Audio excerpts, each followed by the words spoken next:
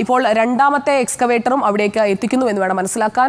River bed ഒരുക്കുന്ന കാര്യങ്ങളാണ് അവിടെ ചെയ്തുകൊണ്ടിരുന്നത്. ഇപ്പോൾ രണ്ടാമത്തെ എക്സ്കവേറ്ററാണ് അങ്ങോട്ട് കൊണ്ടുപോകുന്നത്. ദൃശ്യങ്ങൾ അങ്ങനെയാണ് നമുക്കിപ്പോൾ കാണാൻ കഴിയുന്നത്. അങ്ങനെയാണെങ്കിൽ ഇരുഭാഗത്തു നിന്നുമുള്ള മണ്ണുനീക്കം സുഗമമാക്കാൻ കഴിയും. അതോടൊപ്പം തന്നെ കോൺടാക്ട് 1ലേക്ക് എത്തിക്കഴിഞ്ഞാൽ അത് ട്രക്കാണ് എന്നുള്ളത് ഏകദേശം ഉറപ്പിച്ചു കഴിഞ്ഞിരിക്കുകയാണ്. ട്രക്കാണെന്ന് സർക്കാർ തന്നെ സ്ഥിരീകരിച്ചിട്ടുണ്ട്. അപ്പോൾ പുഴയിലെ തെരച്ചിൽ കൂടുതൽ ഊർജ്ജത്തോടെ മുന്നോട്ട് കൊണ്ടുപോകുന്നതിന് യന്ത്ര സംവിധാനങ്ങൾ കൂടുതലായി ആവശ്യമാണ് എന്ന് മനസ്സിലാക്കിക്കൊണ്ട് രണ്ടാമത്തെ എക്സ്കവേറ്ററും അവിടേക്ക് എത്തിക്കുന്നു. ആദ്യം ഇന്നലെ എത്തിച്ച എക്സ്കവേറ്റർ പുഴയോരത്തെ മണ്ണ് ക്ലിയർ ചെയ്യുന്ന കാര്യങ്ങളാണ് ചെയ്തുകൊണ്ടിരിക്കുന്നത്. അവിടെ ചെളിയടക്കം അടിഞ്ഞുകൂടിയിട്ടുണ്ട്. ഒപ്പം മലമുകളിൽ നിന്ന് പൊട്ടി വീണ മരങ്ങളുണ്ട്. ആ മരക്കഷണങ്ങളുമൊക്കെ ചേർന്ന് കൂടിക്കിടക്കുന്ന ഒരു അടിത്തട്ടാണ് ഇപ്പോൾ പുഴയ്ക്കുള്ളത്. ഗംഗാവാലി നദിയുടെ അടിത്തട്ട് അങ്ങനെ സ്വാഭാവിക ഘടനയൊക്കെ മാറിക്കിടക്കുകയാണ്. അതുകൊണ്ട് സാധാരണ നദിയിലേക്ക് ഇറങ്ങി ഡൈവ് ചെയ്യുന്നത് പോലെ എത്തിപ്പെടാൻ കഴിയാത്ത ഒരിടത്താണ് വാഹനം കിടക്കുന്നത്. അതുകൊണ്ട് കോൺടാക്ട് 1 എന്ന് ഐഡന്റിഫൈ ചെയ്ത സ്പോട്ടിലേക്ക് നേവിയുടെ ടീം പുറപ്പെടുകയാണ്. അതേസമയം തന്നെ എക്സ്കവേറ്റർ ഉപയോഗിച്ചുകൊണ്ടുള്ള മണ്ണു നീക്കം, പുഴയോരത്തെ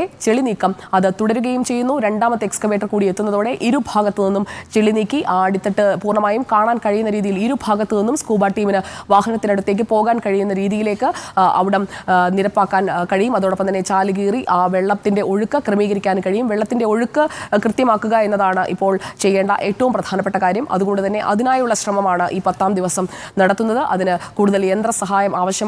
ഒഴുക്ക് ശക്തമാണ്. കൂടുതൽ അടിത്തട്ടിലേക്ക് കിടക്കുന്ന മരങ്ങളും മരക്കഷണങ്ങളും എല്ലാം ഉണ്ട് എന്നുള്ളതും വ്യക്തമായിരിക്കുകയാണ്. ദീപക് മലയമ്മ നമുക്കൊപ്പം ചേരുന്നു. ദീപക് മലയമ്മ, ഇപ്പോൾ രണ്ടാമത്തെ എക്സ്കവേറ്റർ അല്ലേ അവിടേക്ക് കൊണ്ടുപോയത്? അതെ, നേരത്തെ തന്നെ പറഞ്ഞിരുന്നു രണ്ടാമത് ഒരു എക്സ്കവേറ്റർ കൂടി ഈ മേഖലയിലേക്ക് എത്തിക്കുമെന്നുള്ളത്. അത് ബൂം എക്സ്കവേറ്റർ ആയിരിക്കുമെന്നുള്ളതും ഇന്നലെ തന്നെ അറിയിച്ചതാണ്. അതാണ് ഇപ്പോൾ അല്പം മുൻപ് ഈ മേഖലയിലൂടെ ഷിരൂരിലെ ദുരന്ത ഭൂമിയിലേക്ക് കൊണ്ടുപോകുന്നത്. അങ്ങനെയെങ്കിൽ 2 എക്സ്കവേറ്ററുകൾ ഒരേ സമയം പ്രവർത്തിപ്പിച്ചുകൊണ്ട് കൂടുതൽ നദിയുടെ അടിത്തട്ടിലേക്ക് ഇറങ്ങിച്ചെന്ന് പരിശോധന നടത്താൻ കഴിയുന്ന തരത്തിലുള്ള കാര്യങ്ങൾ സംഭവിക്കുമെന്നുള്ളതാണ്.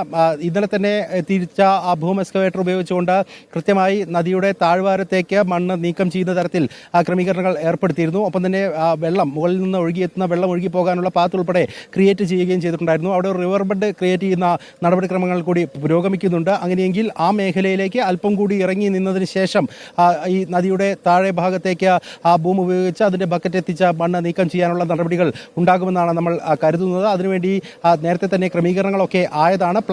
ആക്ഷൻ പ്ലാൻ ആ നിലയ്ക്ക് തന്നെ സജ്ജീകരിക്കുകയും ചെയ്തിട്ടുള്ളതാണ്. ഇപ്പോൾ ആർമിയുടെ നേതൃത്വത്തിലുള്ള സംഘം പൂർണ്ണമായും അവിടെ ടെന്റ് ഉൾപ്പെടെ സജ്ജീകരിച്ചുകൊണ്ട് ആ മേഖലയിൽ തുടരുന്നുണ്ട്. ഒപ്പം തന്നെ റിട്ടയർഡ് മേജർ ജനറലിന്റെ നേതൃത്വത്തിലുള്ള സംഘം അവിടെ ഡ്രോണിന്റെ പരിശോധനകൾ നടത്താനുള്ള നടപടികൾ ആരംഭിച്ചു എന്നുള്ളതാണ്. ആ മേഖലയിൽ ഇപ്പോൾ സന്ദർശനം നടത്തിക്കഴിഞ്ഞ ശേഷം തിരിച്ചെത്തിയ ലിൻഡോ ജോസഫും സച്ചിൻ ദേവും ഒക്കെ സ്ഥിരീകരിക്കുകയും ചെയ്യുന്നത്.